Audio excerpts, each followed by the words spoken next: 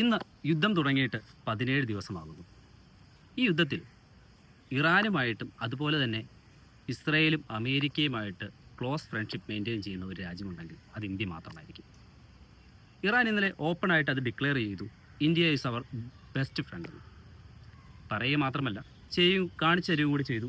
അതായത് ഇന്നലെ ഇന്ത്യയുടെ 2 ഷിപ്പ്, അതായത് 92 മെട്രിക് ടൺ LPG ഗ്യാസുമായിട്ട് വന്ന ഷിപ്പാണ് സ്ട്രൈറ്റ് ഓഫ് ഹോർമസ് വഴി ഇന്ത്യയിലേക്ക് കടത്തിവിട്ടു.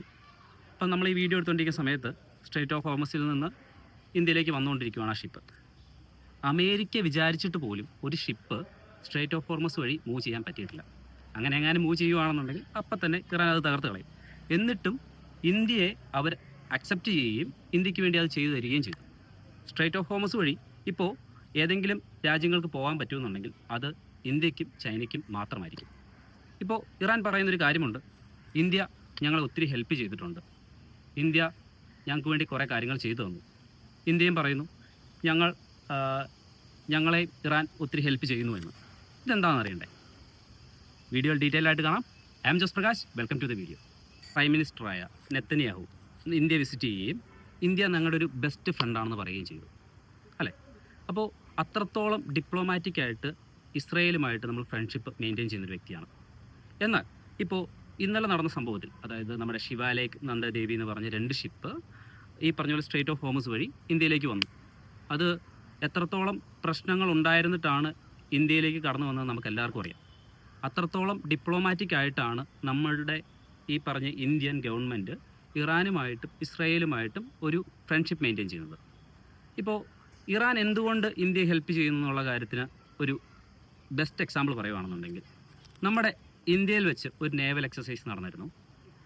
ആ നേവൽ എക്സസൈസിൽ IRIS ഡെന എന്ന് പറഞ്ഞ ഷിപ്പ് ഇന്ത്യയിൽ വെച്ച് നേവൽ എക്സസൈസ് നടത്തുകയും അതിനുശേഷം ഇന്ത്യയിൽ നിന്ന് പോകുന്ന വഴിക്ക് ശ്രീലങ്കയിൽ വെച്ച് US സബ്മറൈൻസ് അറ്റാക്ക് ചെയ്ത് നശിപ്പിക്കുകയും ചെയ്തു. അതിനകത്ത് 100ഓളം ആൾക്കാർ മരിച്ചുപോയി. അപ്പം ഈ പറഞ്ഞ പോലെ ഇറാൻ്റെ അംബാസിഡർ കഴിഞ്ഞ ദിവസം പറഞ്ഞു ഇന്ത്യ അതിനുവേണ്ടി ഒത്തിരി ഹെൽപ്പ് ചെയ്തിരുന്നു. കാരണം എന്ന് വെച്ചാൽ അത്രയും ആൾക്കാരെ മരിച്ചു പോയതിന് ശേഷവും ഇന്ത്യ അവിടെ പോയി ഹെൽപ്പ് ചെയ്യുകയും കുറച്ച് പേര് റെസ്ക്യൂ ചെയ്യുകയൊക്കെ ചെയ്തു ഇന്ത്യ.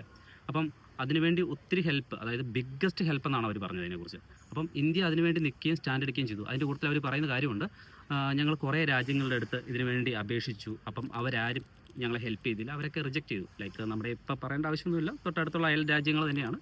എന്നാലും ഇന്ത്യ അതിനകത്ത് ഹെൽപ്പ് ചെയ്തു. അത് മാത്രമല്ല, ഈ IRIS വേറൊരു കപ്പലും കൂടെ ഉണ്ടായിരുന്നു, ഒരു യുദ്ധക്കപ്പലുണ്ടായിരുന്നു, ലെവാൻ എന്ന് പറഞ്ഞൊരു കപ്പൽ. അപ്പം ഈ IRIS ലെവാൻ ഇന്ത്യയിൽ അഭയം ചോദിച്ചു, അതായത് അവർ ഡോക്ക് ചെയ്യാൻ വേണ്ടി ചോദിച്ചു. നമ്മുടെ തൊട്ടടുത്ത്, അതായത് നമ്മുടെ എറണാകുളത്ത് ഈ പറഞ്ഞ പോലെ ഷിപ്പ് യാർഡിൽ അത് ഡോക്ക് ചെയ്യാൻ വേണ്ടി ഇന്ത്യൻ ഗവൺമെൻറ് അപ്രൂവ് ചെയ്യുകയും അവർക്ക് വേണ്ട ഹെൽപ്പ് ചെയ്ത് കൊടുക്കുകയും ചെയ്തു. അപ്പം അത്രത്തോളം നമ്മൾ ഈ പറഞ്ഞ ഇറാനെ ഹെൽപ്പ് ചെയ്യുകയും പ്രൊട്ടക്റ്റ് ചെയ്യുകയും ചെയ്തിട്ടുണ്ട്. അത് മാത്രമല്ല, ഇതിനിടയ്ക്ക് നമ്മുടെ ഡൊണാൾഡ് ട്രംപ് ട്രൂത്ത് സോഷ്യൽ മീഡിയയിൽ വന്ന് കുറേ ട്വീറ്റ് ചെയ്യുന്നുണ്ട്, പുള്ളി ഈ പറഞ്ഞ പോലെ ഇറാനെ നശിപ്പിച്ചു, ഇറാനെ കൺട്രോൾ എടുക്കാൻ പോവുകയാണെന്നൊക്കെ. എന്നിട്ടും ഈ പറഞ്ഞ പോലെ ജപ്പാൻ്റെ അടുത്തും സൗത്ത് കൊറിയയുടെ അടുത്തും UK അടുത്തൊക്കെ പറയുന്നുണ്ട്, നിങ്ങൾ സ്ട്രൈറ്റ് ഓഫ് ഹോർമസിൽ വന്ന് നിങ്ങളുടെ ഷിപ്പിനെ നിർത്തിയിട്ട് ചെയ്യുവാണെന്നുണ്ടെങ്കിൽ ഈ പറഞ്ഞ പോലെ സ്ട്രൈറ്റ് ഓഫ് ഹോർമസ് കൺട്രോൾ ചെയ്യുകയും ഷിപ്പിനെ മൂവ് ചെയ്യുകയും ചെയ്യിക്കാമെന്ന്. എന്നാൽ പ്രാക്ടിക്കലി ഇത് വർക്കൗട്ട് ആകുമെന്ന് ചോദിച്ചാൽ നടക്കുന്ന കാര്യമല്ല. കാരണം എന്ന് വെച്ചാൽ ഏതെങ്കിലും ഒരു മിലിറ്ററിയുടെ ഷിപ്പിന് ക്ഷതം സംഭവിച്ചു കഴിഞ്ഞാൽ ആ ഒരു രാജ്യത്തിന് വലിയൊരു നാണക്കേട് വരുന്ന കാര്യമാണ്. അതുകൊണ്ട് തന്നെയാണ് അമേരിക്ക ഡയറക്റ്റായിട്ട് ചെന്ന് സ്ട്രൈറ്റ് ഓഫ് ഹോർമസ് കൺട്രോൾ ചെയ്യാത്തതും പിടിച്ചെടുക്കാത്തതും എല്ലാത്തിനും കാരണം. ഈ പറഞ്ഞ പോലെ ഈ ഇറാൻ എന്ന് പറഞ്ഞ രാജ്യം 34 kilometre full and full control എടുത്തിരിക്കുന്നത് കൊണ്ടാണ്. അപ്പം ഇത് മാത്രമല്ല, നമുക്ക് വേറൊരു കാര്യം കൂടി നോക്കണം. നമ്മൾ എമോഷണലി ഒന്നും ചെയ്യാതെ ഡിപ്ലോമാറ്റിക്കലി നമ്മുടെ രാജ്യം കുറേ കാര്യങ്ങൾ ചെയ്യുന്നുണ്ട്.